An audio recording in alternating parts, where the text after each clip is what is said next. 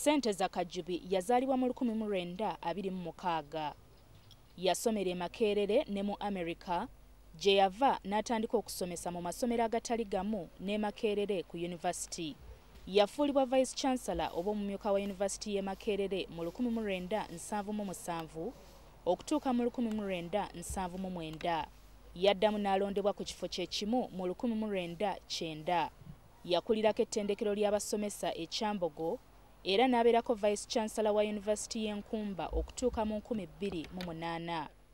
Mu 2008 yawummula n'atandika okwekolera egigye nga bwe yategeeza ssabbiiti 2 eziyise ku programu eyatuwaye.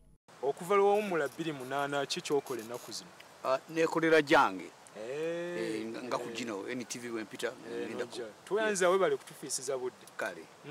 Kajubi y'omu ku bantu abali ku kakiiko gavumenti ke yatuma okufuna obubonero bw'eggwanga omwali n'oluyimba lw'eggwanga olwayiyizibwa Professor George Kakoma eyafa ku ntandikwa y'omwezi ogwokuna. Send her victorious, happy and glorious, long to reign over us, God save the Queen. Kale banyumirwa nnyo bagimba n'omutima. Kale bagamba nti kati kyakakoma oluyimba lumpi tunakola tutya.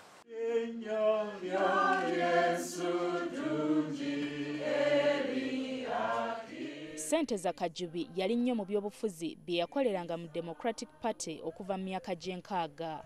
Atuuse okufa ng'awakanya okuyingiza eby'eddiini n'amawanga mu by'obufuzi. Ab'omu maka ge bakufulumya enteekateeka y'okuziika ekiseera kyonna. Kajubi afiiridde ku myaka 86. Tutunuleko mu bw'oba omuvuzi w'emmotoka omulungi.